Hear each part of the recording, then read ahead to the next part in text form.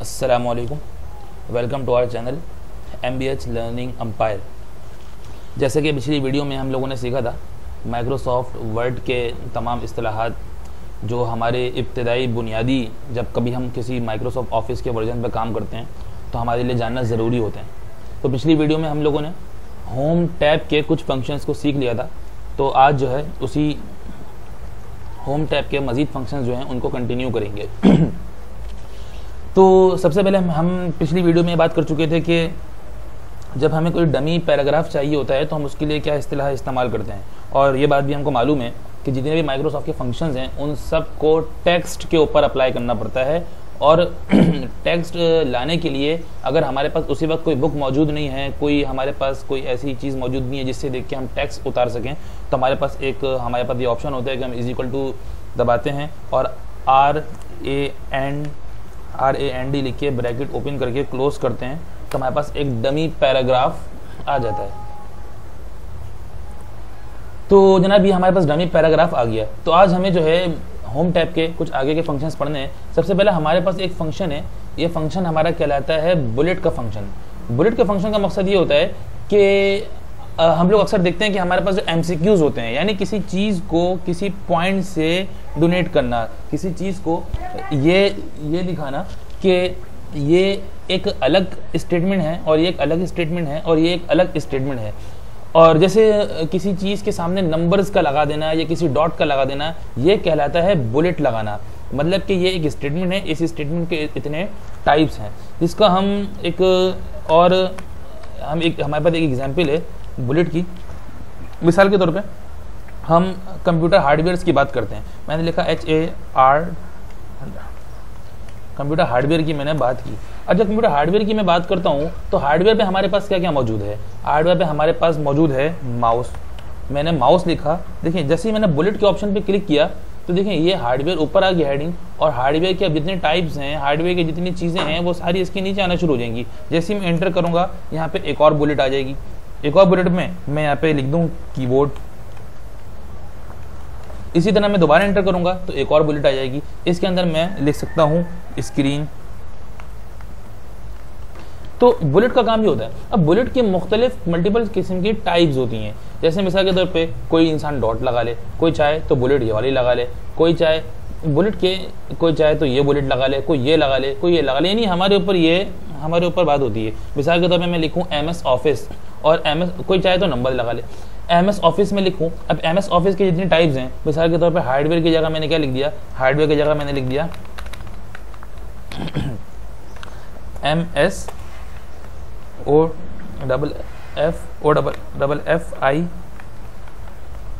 Office लिख दिया। अब MS ऑफिस की हमारे सामने कितनी चीज़ें हैं, हमारे सामने माइक्रोसॉफ्ट वर्ड है, एक्सेल है, पावर पॉइंट है, और एक दो तीन सॉफ्टवेयर और हैं। तो हम चाहें तो MS ऑफिस के ऊपर हेडिंग डाली, और हेडिंग डालने के बाद हम इसको डिलीट कर दें और हम बुलेट्स पे गए। बुलेट्स पे जाने के बाद हमने पहले क्या लिखा, MS WORD वर्ड, एंटर किया, MS POWERPOINT MS power point.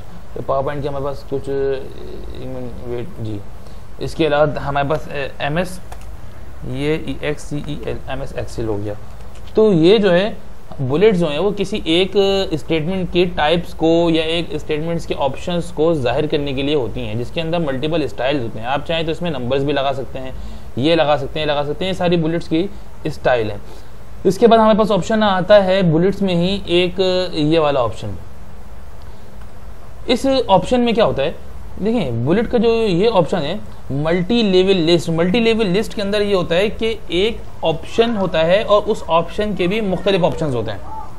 यानी एक ऑप्शन होता है, उस एक ऑप्शन के भी मुख्तलिफ किस्म के ऑप्शंस होते हैं। इस मुख्तलिफ किस्म के ऑप्शंस के बारे में मैं आपको थोड़ी सी एग्जांपल दूँ। जैसे मिसाल के तौर पर मैंने लिखा MS वर्ड, मैंने MS वर्ड लिखा, सॉरी MSOFFICE। अब MS ऑफिस की एक टाइप है MS ऑफिस की, वो टाइप क्या है, MS ऑफिस की एक टाइप है MS वर्ड। अब देखें MS वर्ड में क्या क्या टाइप्स हैं, MS वर्ड में क्या क्या टाइप है। देखें MS वर्ड में एक टाइप क्या है, MS वर्ड में एक टैब है इसकी होम टैब। यानी कि एक सबसे पहली हेडिंग, उसके बाद उस हेडिंग की एक टाइप, उसके बाद उस टाइप में अगर कोई और टाइप है तो उस टाइप को हम यहाँ पे इस तरह लिख सकते हैं। तो ये है इस किस्म की बुलेट्स का तरीका। तो जनाब ये बातें तो हो गई। अब ज़रा जल्दी जल्दी वीडियो को आगे बढ़ाने की कोशिश करते हैं और दोबारा से एक डमी पैराग्राफ लेके आते हैं। और डमी पैराग्राफ लाने के बाद जो है वो मज़ीद हमको कुछ चीज़ें सीखनी है। ये डमी पैराग्राफ आ गया। अब हमारे पास एक नया ऑप्शन आता है जिसको हम कहते हैं अलाइन टेक्स्ट। अब ये या तो लेफ्ट होता है, या तो ये राइट होता है, या ये सेंटर में होता है, या ये जो है वो बिल्कुल जस्टिफाई कर देता है। इसका तरीक़ेकार क्या है? देखें, ये एक लाइन जा रही है, ये एक पैराग्राफ है। ये पैराग्राफ जो है ना, देखें ये पेज, ये देखें ये जो पेज का स्क्रॉल ना, इस स्क्रॉल के साथ है। इस स्क्रॉल को मैं इधर कर देता हूँ तो ये पैराग्राफ देखें, बेसिकली ये पैराग्राफ जो है ना हमारा, ये पैराग्राफ जो है वो लेफ्ट अलाइन में लिखा गया है, यानी कि पेज के लेफ्ट साइड की तरफ इस पैराग्राफ को लिखा गया है। अगर मैं इस पैराग्राफ को सेलेक्ट करने के बाद ये सेंटर अलाइन कर दूं, यानी टेक्स्ट को सेंटर में ले आऊं, तो ये देखें जो मेरा पैराग्राफ पेज के लेफ्ट साइड पे, ये पेज से आगे चले जाएगा। देखिए पहले सेंटर में था, अब पेज से आगे चला गया, और जो आगे का टेक्स्ट था यहाँ से वो थोड़ा सा नीचे आ गया। यानी कि मतलब ये हुआ कि हमारा जो पैराग्राफ है वो सेंटर में चले जाएगा। और अगर मैं इसको राइट पे ले जाऊं तो मेरा पूरा पैराग्राफ पूरा साइड में चले जाएगा और ये लाइन सेंटर में आ जाएगी। अब एक तो ये हो गया इस तरह। दूसरी इस तरह ये होती है कि जस्टिफाई का मकसद ये होता है कि हमारा पैराग्राफ दोनों इतराफ में, यानी पेज के राइट साइड और लेफ्ट साइड, राइट साइड और लेफ्ट साइड दोनों बराबर हो जाएंगी। देखें ये हमारा जो है ये वाला पैराग्राफ आप चेक करें, ये लाइन बराबर है, ये लाइन बराबर है, मगर ये लाइन थोड़ी सी पीछे, ये लाइन उससे और पीछे, मगर इसमें भी ये है, ये थोड़ी बराबर है, ये थोड़ी पीछे, ये थोड़ी बराबर, ये और ये बराबर है, और ये वाली लाइन सेंटर में है, और ये बिल्कुल इतना सारा गैप आया हुआ है। अगर मैं इस वाले जस्टिफाई पे क्लिक कर देता हूँ तो ये मेरा पूरा पैराग्राफ जो है ना एक लाइन में करने की कोशिश कर देता है। यानी जो आखिरी लाइन है, जाहिर है वो तो बहुत छोटी है, उसको तो आगे नहीं लेके जाएगा, मगर जो ऊपर की जो 3 लाइनें हैं, उन 3 लाइनों को ये पैराग्राफ जो है हमारा बिल्कुल परफेक्ट कर देगा। अब जनाब वीडियो को थोड़ा और आगे बढ़ाते हैं, और हमारे पास एक नया ऑप्शन है, उसका नाम है decrease indent. Decrease the indent level of the paragraph, यानी कि पैराग्राफ का इंडेंट लेवल डिक्रीज और इंक्रीज करना है। आप लोगों ने अक्सर देखा होगा कि जब कोई काम किया जा रहा होता है, किसी टेक्स्ट को लिखा जा रहा होता है, तो एक पैराग्राफ के बाद दूसरे पैराग्राफ को आगे बढ़ाया जाता है। यानी जब हम कभी एप्लीकेशन लिखते हैं और एप्लीकेशन में हमारा जो वाला कॉलम होता है, इस वाली जो रॉ होती है, रिस्पेक्टेड सर या रिस्पेक्टेड मैडम, उस कॉलम के बाद जो है हम अपना जो अगला पैराग्राफ शुरू करते हैं वो आगे से शुरू करते हैं।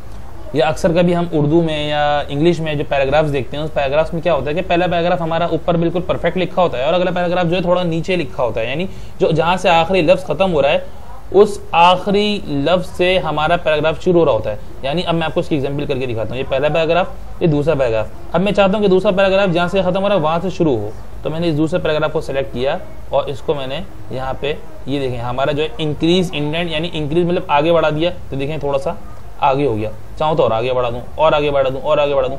ये हमारे पास ये होता है, हमारे पास ये ऑप्शंस हैं।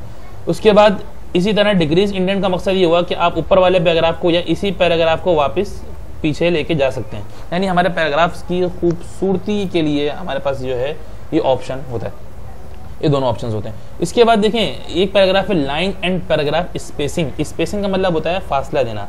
आप एक लाइन या एक पैराग्राफ के दरमियान कितना फासला देना चाहते हैं, आप जितना फासला देना चाहें। देखें अभी तो हमने जो है वो किस पे, लाइन के ऊपर स्पेसिंग हमने की हुई है, यानी लाइन स्पेसिंग है। हम जो है इसको, एक मिनट, ये पैराग्राफ को हमने सेलेक्ट किया और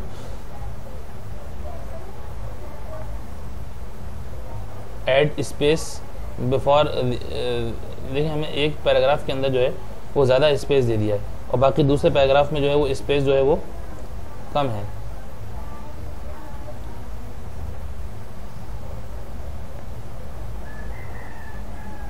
ये देखें, हम चाहें तो इसको यहाँ पे लगा सकते हैं।